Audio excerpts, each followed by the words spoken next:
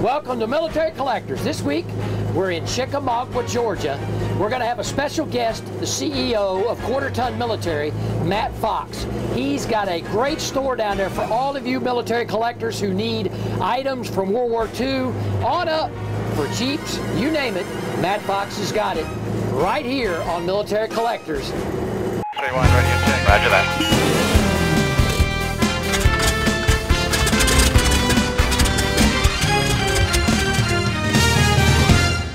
Well, folks, when America's wars have gone silent from World War I, World War II, Korea, Vietnam, when they all go silent, a lot of these things end up in collectors, just like the one we're going to introduce you today.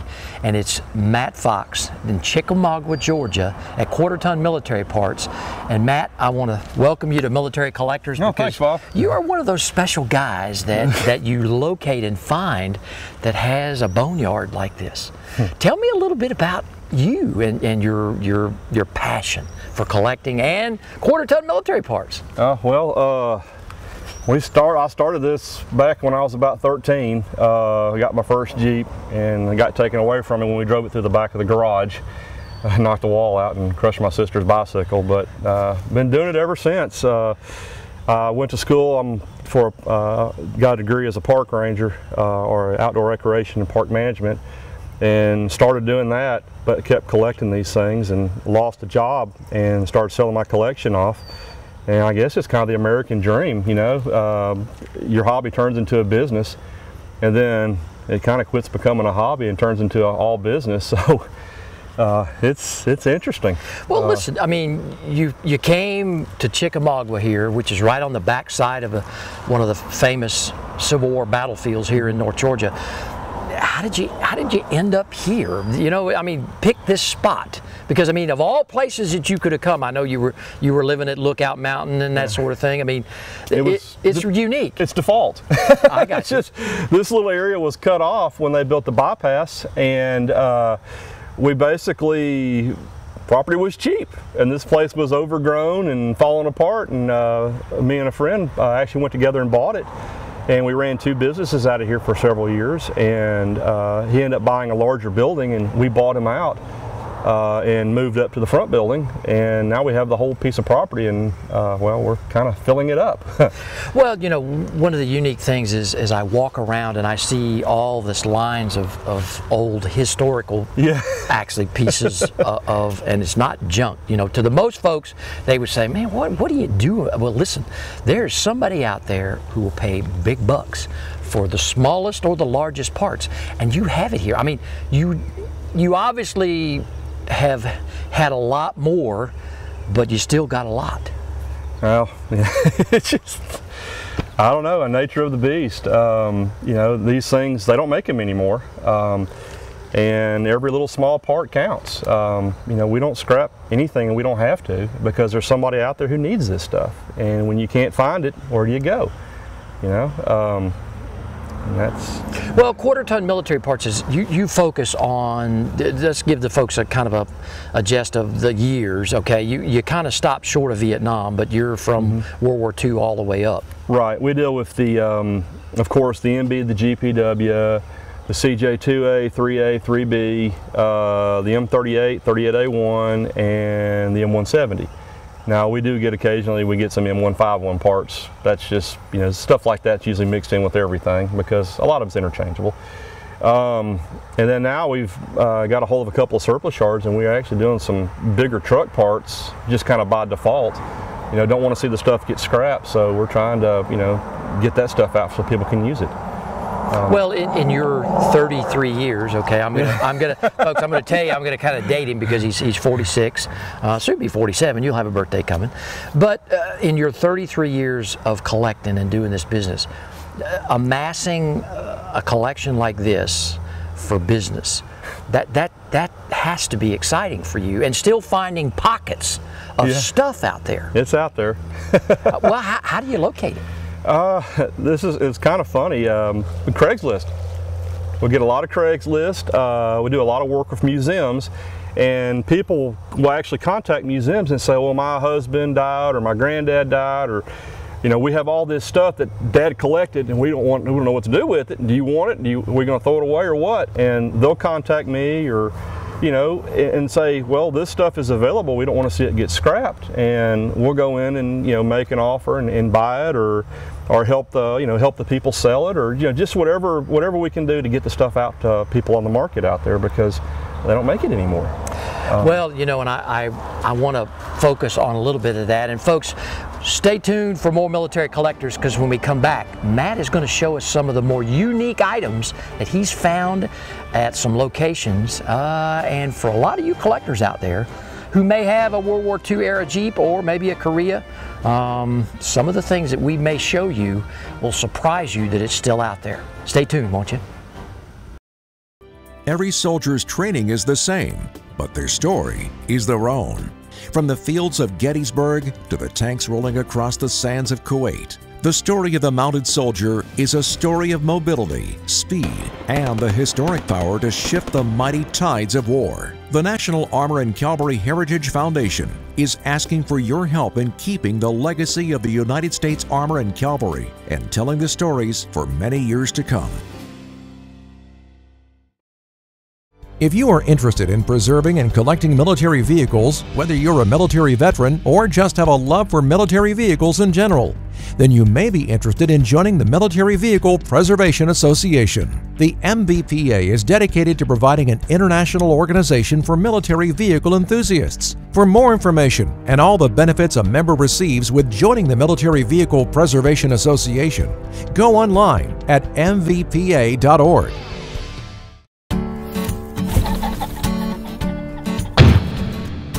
Unforgettable memories begin the moment you pick up your first Browning.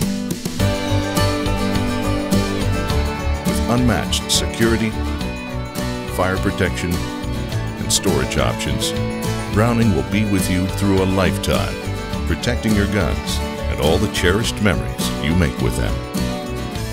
Keep your Browning memories safe.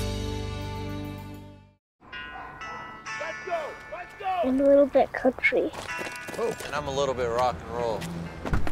I'm a little bit of Memphis and Nashville. With a little bit of Motown in my soul. I don't know if it's good or bad. But I know I love it so. With a little bit of country, a little bit of rock and roll. The all-new Chevy Silverado. It's a little bit country, and it's a little bit rock and roll. 31, ready to check. Roger that.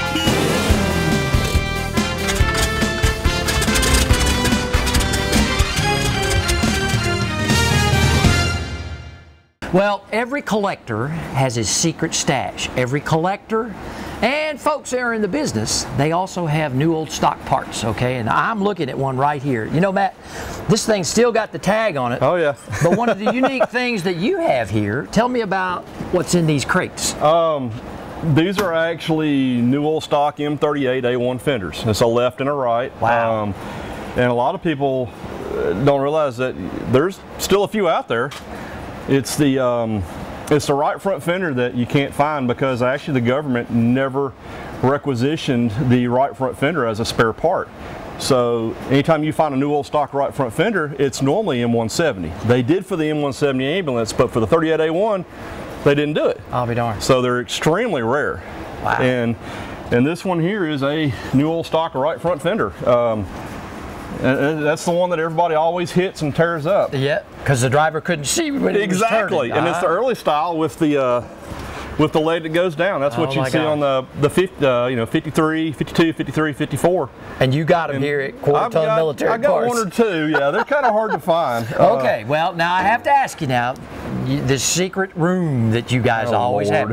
Everybody always has that secret room with the parts that nobody ever knows about. Yeah, you caught me. Okay, well, listen, folks, we're headed over to the secret room, okay, and you're going to get a military collector first, right here at Quarter Ton Military Parts. Well, folks, I know this room in here doesn't look like much, okay, to a collector. This is where the secret stash is, okay. One of the most unique things that you've got in your secret part stash, okay, because I mean, we're talking new old stock, steel, original packaging and all that kind of thing. Oh, yeah.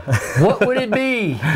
What would it be, Matt? I think the prize of my collection is, well, it's a Ford. It's a new old stock Ford steering wheel. I mean, it's still in the original box with the original label on it. But what's so unique about it, it's the early black one. Oh, wow. It's a sheller. You don't see the early black ones like that, especially in normal production. This is what you would have seen on the early script Fords. Some of the very first production Ford Jeeps that were, the first contract. Right. And so that kind of makes this the rare of the rare. I mean, is this the only one you have? This is the only one I've got. The only one you got. What's that thing worth, roughly? I sold some metal spoke new old stock ones I found years ago, and they went for $1,500 to $1,700. Wow. I really wouldn't even know where to price it. I mean, it'd probably bring $2,000 or something. But I mean, the thing that it's still in the box, it'd almost be a shame to use it. Exactly. I mean, it's just they just don't exist, and it's more of a museum piece than it would be on a Jeep. Exactly. One other item, okay? Oh yeah. Hey, this is my favorite over here. Oh, okay. Good old greasy Cosmoline. Well, listen, I don't want to. Let's we'll mess cover that up. Yeah, I'll move this over here. I found these at a surplus yard. This was kind of, I know it looks horrible, but it's a YS 637. It's early with the penny in the bowl. These are some of the rarest carburetors for the M38. That's the flat fender 24 volt Jeeps. We just a dumb discovery. We uncovered them cleaning out a storage container, and the guy who had them he knew what they were. He actually stashed them away back in the very back corner of a cabinet. And they were rebuilt by the government, and then they were sprayed with Cosmoline and then covered up in this old greasy stuff. Goodness. But and those are worth what, $500-600 apiece? Yeah, they're anywhere from $425 to $500. Okay. Yeah, there's a little bit of surface rust on it, but heck, it's 50, 60 years old, exactly. and it's been in storage that long. But yeah, this is one of the rare carburetors that's really hard to find and very sought after by the purist when they're building a M38. Also got the newer style. This is the first style of the 637. Wow. Well, I tell you, Matt, this is impressive. And folks, listen, there's so many more things in his secret stash room. We just can't cover them all. But listen, if you'd like to talk parts, reach out to Matt Fox at Quarter Ton Military Parts, okay? Go to militarycollectorstv.com. His icon will be there.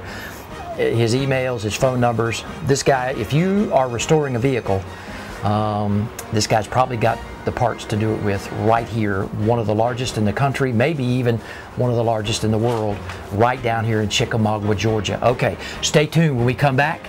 This guy is also a restoration expert, okay? And I say expert because, again, the things that we're going to show you and the one vehicle that he restored will really surprise you. Stay tuned for more Military Collectors. For 50 years, Ranger Boats has been paying tribute to America's armed forces and their families, not only in the United States, but those men and women who serve all over the world. At Ranger Boats, we appreciate the dedication that these men and women do each and every day, protecting and preserving the very foundations of our freedom. Ranger Boats wants to give back to America's real heroes with our Operation Troop Salute program. For more information, visit rangerboats.com today. Take a moment to think about the food you buy and eat. Is it fresh? I mean really fresh. Or is it shipped from a grower hundreds or even thousands of miles away? Well, here in South Carolina, we celebrate fresh, locally grown food and unforgettable meals with family and friends. So, choose food that's rooted right here. Choose certified SC grown. It's a matter of taste. If you are interested in preserving and collecting military vehicles, whether you're a military veteran or just have a love for military vehicles in general, then you may be interested in joining the Military Vehicle Preservation Association. The MVPA is dedicated to providing an international organization for military vehicle enthusiasts. For more information and all the benefits a member receives with joining the Military Vehicle Preservation Association, go online at mvpa.org. Roger that.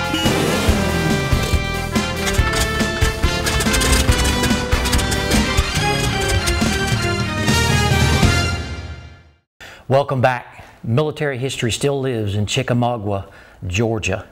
Not Civil War, but we're talking Matt Fox and quarter-ton military parts, and he's going to show us some of his restoration projects. Okay, we've got several here inside the shop. You know, Matt, let's talk about this one, because this is headed to a museum up in Mont Eagle, Tennessee. Yes. Right? Tell me just a quick run over about this. Okay, this is actually a 1964 USMC M38A1. Okay. This was a contract Jeep. A lot of those Jeeps, a lot of these in this area were released out of Albany to the civil defense units. And since nobody ever restored civil defense Jeeps, and I like weird stuff, it's civil defense Jeep. We put it back to its former life. And this is more or less a realistic restoration. We don't go around and knock all the dents out, and I mean, it's still got flaking paint and all that on it. But when a civil defense unit got a wore out Marine Corps Jeep, they were like that to begin with, so it's very realistic. I mean, it still has the holes where the rectifier went for the radio, or the xenon searchlight. We just basically left it beat up just like the civil defense would have got it. So it's not over restored. I mean, there's like overspray. Yeah. I mean, you got to remember, these guys weren't worried about it. Nope. It was used for rescues. Exactly. And so we're trying to put it back as realistically as we can. Well, see, I'm probably dating myself, but I still remember back in the 60s when they were rotating out the civil defense, in those big tins with them biscuits. Oh, yeah. That they put down. Yeah, okay. I remember those. All right, let's walk over here, because you've got a project in progress here. Tell us about this one real quick. This is a WC 21. Is that right? 20? Yes. I get my numbers all mixed up. It's a WC-21 command car. It's actually a European bringback. It was in Denmark. It was in England during the Second World War, and since the half tons were too light for combat, according to the Army, it never really went into mainland Europe until after the war. It was brought back through Savannah. It was purchased by a surplus dealer, and basically stuck in his barn or shed for years. And when he died, we bought it off the estate and started building it. And well, this color, this is kind of unique. Tell folks about, because they're going to think, well, that's not the everybody thinks it's primer. It's not. No, this is actually, oh, it's ugly. I know it's ugly, but this is called pre-war olive drab. And a lot of people say, well, hey, you picked it before it was ripe, but no, that's what this vehicle, that's what the original color was. Well, and also over here, of course, that's the body. That's the body, still in the Danish blue. Wow. And we got the scratching on it to find the original color, and there it is. Wow. That's the original, the pre-war green under all the other different colors of olive drab. Now, how long, just roughly, will you and your guys will it take to work to get this thing back in museum shape? Oh, wow. Year or two? Yeah, it's going to take. I don't normally work on Dodges. I like weird stuff, and the weird stuff usually takes a whole lot longer to restore than just a Jeep. A Jeep, that's easy. I got you. But when it comes to Dodge that I'm not real familiar with, it's a learning curve. I'm learning all about this, and it's. I think the fun part's just learning about them. Well, I tell you what, I'm kind of excited about this next one, okay? And folks, we're headed over now, and we're going to take a look at another project that is a restoration beauty that I know some of you guys out there will recognize. And Matt has really done it up well. Stay tuned, because when we come back, well, this is going to be a surprise restoration project here at Quarter Ton Military Parts. I'm a little bit country. Oh, and I'm a little bit rock and roll. I'm a little bit of Memphis and Nashville. With a little bit of Motown in my soul. I don't know if it's good or bad. But I know I love it so. Give a little bit of country, a little bit of rock and roll. The all-new Chevy Silverado. It's a little bit country, and it's a little bit rock and roll. Every soldier's training is the same, but their story is their own.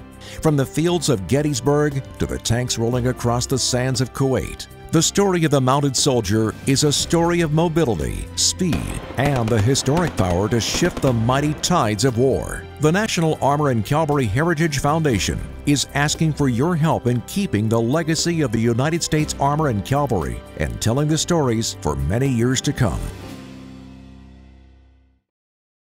For 50 years, Ranger Boats has been paying tribute to America's armed forces and their families, not only in the United States, but those men and women who serve all over the world. At Ranger Boats, we appreciate the dedication that these men and women do each and every day, protecting and preserving the very foundations of our freedom. Ranger Boats wants to give back to America's real heroes with our Operation Troop Salute program. For more information, visit rangerboats.com today. Ready to check. Roger that.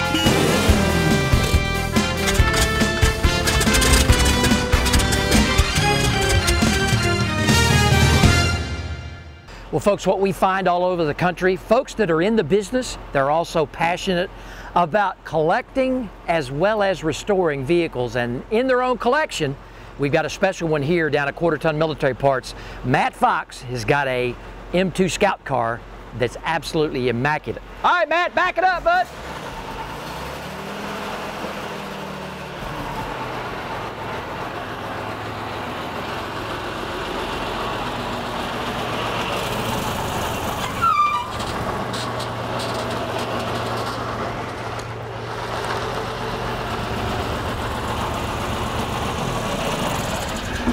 Oh my goodness, this thing is absolutely beautiful, my friend. Thanks. Look at this thing, wow.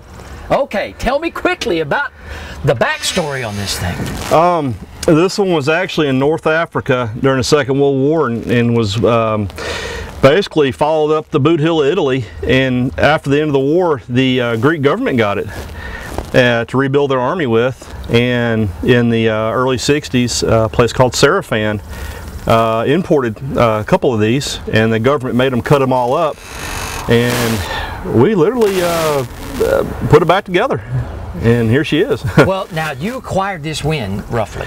I've had this about 5 or 6 years now. Okay. I got it from a buddy of mine, a customer, and he done a pretty good job on it, and we had to go back through it and fix a lot of stuff that I think he just got tired of working on it. So. Well, you know, I mean, military vehicles, they're expensive. Yes, they are. Expensive to maintain. Very expensive. They're neat, and as long as they're running, man, it's all good. Oh yeah, okay? Oh yeah, it's but when fun. they ain't, well, yeah, when they ain't, it's a whole different story. Well, I tell you, you know, one of the things, if you had to pass on some advice out there for a future collector, okay, now you sell the parts, you're a collector, you're a passionate guy about all this stuff, what one big piece of advice would you give for somebody that wanted a Jeep, okay, and called you and said, hey Matt, I want a Jeep? What would you tell them? I'd say, first of all, do your research. Research. That's 100% of it. And a lot of people don't realize that the older the Jeep you get, the more expensive they get. And I know the World War II Jeep is the icon. That's what everybody wants. But you know, if you're starting out restoring a vehicle, some of the easiest ones are the M-Series Jeeps, like the M38 and the M38A1. The M38A1s are very plentiful. And also, there's a lot of CJ2A and 3As out there that people are cloning up as World War II Jeeps. But I think research is the biggest part of it. You know, price a water pump, price a distributor, price stuff that you have to keep the vehicle maintained. If you get a really unique vehicle, you're going to pay really unique prices because the stuff's just not out there. Well, you know, the vehicles that I have, I bought, not only do I use in the production of the show, but I also bought them as an investment, and I just like them. Okay? Yeah. The thing is, I've had all the way from 12, and I'm now down to 3, and my wife is happy, okay, because it's a happy wife, happy life. Exactly. You know, but, you know, for those folks that really want to do this, I think that you're exactly right. That's great advice, but they need to find an honest guy like you here at Quarter Ton Military Parts, because again, what we find across the country, yeah, you know what I'm saying. Oh yeah, look out for the paint and drives. There you go. Yeah. So with that, I want to go in and see one last unique collection, okay, that probably a lot of folks will be interested in what you do, okay? So let's head on in. We'll park the Scout car, man. Yeah. All right, man. Well, Matt is a collector at heart, and he's got a special collection that he really puts all of his energy into, and that's collecting World War II German helmets. Okay, now one like this one, I mean, listen, where on earth would you find with the original, plus the guy's name still in it? Oh yeah. Oh my goodness. Plus, you have a collection of 9 that are kind of very, very unique that you collected your personal self from Europe. I dug these. You did? I dug them. Okay. Yeah. And what makes those 9 so special? Well, the thing is the place you get them, and there's no question that they're real. I got you. Especially when the guy's still in them. Right. But anyway, yeah, this one was dug at Stalingrad. We got this, well, out of a bunker that had collapsed, and it's kind of sad, but the guy was still wearing it. But you turn the remains in, and everything's good. He gets put back in his country and all that, right, and buried in a grave. But it's history. It's stuff that's just not around anymore, and you can't hide history. Well, in your collection, how many total of these German helmets do you have? I have no idea. I've probably got 50, 60, 100? No, I probably got about 65 or 70. Do you really? Wow. Yeah, that and Japanese. Oh, wow. I like the Japanese stuff too, because, well, back when I was collecting those hot and heavy, they weren't reproducing them. So you can, now everybody's reproducing stuff, and it's harder to find the original. Well, I mean, yeah, how unique is this? There's no question about when you dig it out of the ground if it's real or not. Wow. So, well, Matt, it's been an awesome visit here. Military Collectors has been, it's just been an honor and a privilege to be here to showcase you, your collection, just quarter-ton military parts. And so if folks want a part for a Jeep, okay, they need to come here, they need to call you, go on the website, okay. And I do want to talk one quickly thing, go to eBay, okay, because you have a great eBay store out there. We got a big eBay store. And so, folks, if you want a part for a Jeep, this guy's got it, okay. If he don't, he'll get it for you, okay. Or we'll find somebody who has it. That's our show this week from Chickamauga, Georgia, and quarter-ton military parts. I'd like to thank Matt Fox and all the great folks down there. His staff do a great job. If you need paint to parts and you're restoring a military vehicle, a Jeep, or you need one, reach out to Matt. Go to militarycollectorstv.com and you can get his website from there, and you too become a collector of military history. We'll see you next week, right back here on Military Collectors.